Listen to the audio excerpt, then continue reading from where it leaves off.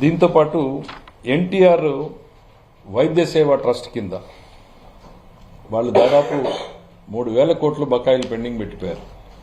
So దాన్ని కంటిన్యూస్గా మేము పేమెంట్ చేస్తూ ఉన్నాం. ఈరోజు ఒక 400 కోట్లు రిలీజ్ చేయాలని చెప్పేసి నిర్ణయం తీసుకోవడం జరిగింది. దాంతోపాటు మెడిసిన్స్ అండ్ డ్రగ్స్కి సంబంధించి మరొక 100 కోట్ల రూపాయలని విడుదల చేయాలని చెప్పి కూడా నిర్ణయం తీసుకోవడం జరిగింది.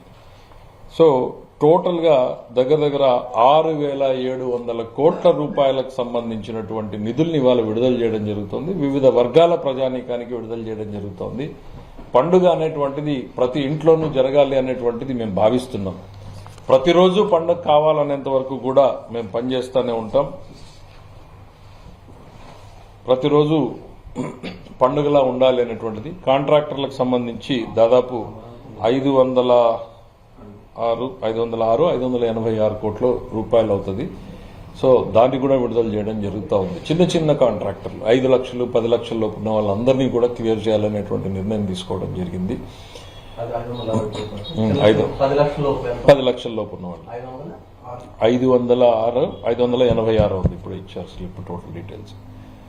సో ఇది అమరావతికి సంబంధించి రైతులకు ఏవైతే బకాయిలు ఉన్నాయో వాళ్ళ కౌలుదారులకు సంబంధించినటువంటి బకాయిలు అమరావతి రైతులు అన్నీ కూడా చెల్లించడం జరుగుతుంది. దాదాపు 241 కోట్ల రూపాయలు చెల్లించడం జరుగుతూ ఉంది ఈరోజు.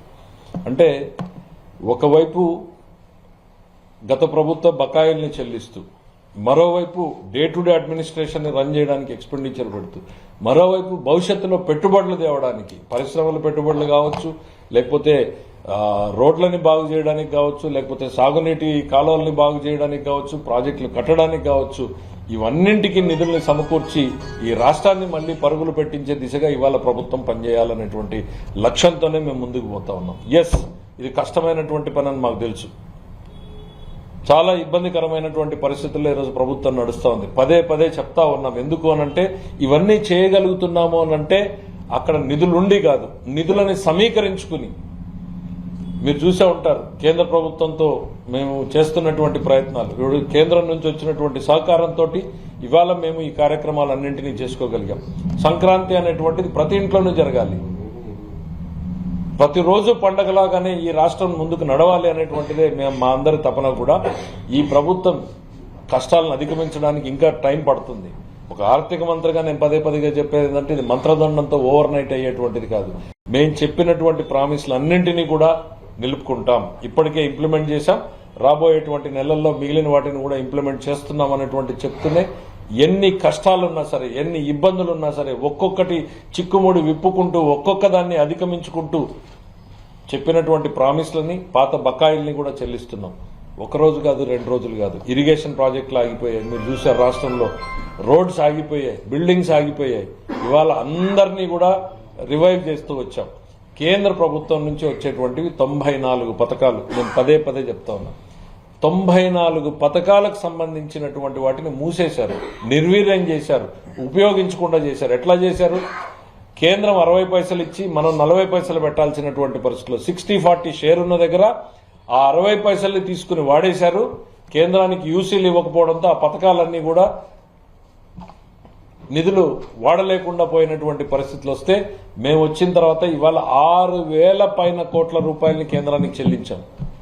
ఎందుకు అనంటే అవన్నింటికి యూటిలైజేషన్ సర్టిఫికెట్ ఇచ్చి ఆ పథకాలని దాదాపు 73 పథకాలని మేము రివైవ్ చేసాము ఇప్పటికీ. ఎందుకంటే ఇది రాష్ట్ర ప్రభుత్వాన్ని గాడిన పెట్టడము అనంటే వాళ్ళు 60 పైసలు వాడుకుని పోతే ఇవాళ మేము వచ్చి రాష్ట్రం కట్టాల్సినటువంటి 40 పైసలు, కేంద్రం ఇవ్వాల్సినటువంటి 60 పైసలు ఇచ్చి 100 పైసల్ని మేము జమ చేసి ఇవాళ పథకాలని రీస్టార్ట్ చేశాం.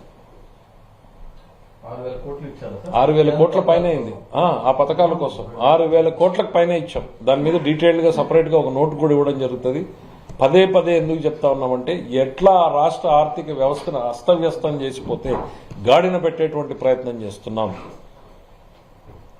మేమందరం కూడా ఒకే లక్ష్యంతో ఉన్నాం. ఈ రాష్ట్రాన్ని చంద్రబాబు నాయుడు గారి లీడర్షిప్ లో పరుగులు పెట్టించే దిశగా ఆయన ముందుకు తీసుకెళ్తా ఉంటే ఆయన వెనకాల ఈ రాష్ట్రంలో ఇచ్చినటువంటి ప్రతి మాటని, ప్రతి హామీని మనం నిలబెట్టుకుని ముందుకు సాగాలి అనేటువంటి ఆలోచనతోనే మేము అందరం కూడా కష్టపడి పనిచేస్తా ఉన్నాం.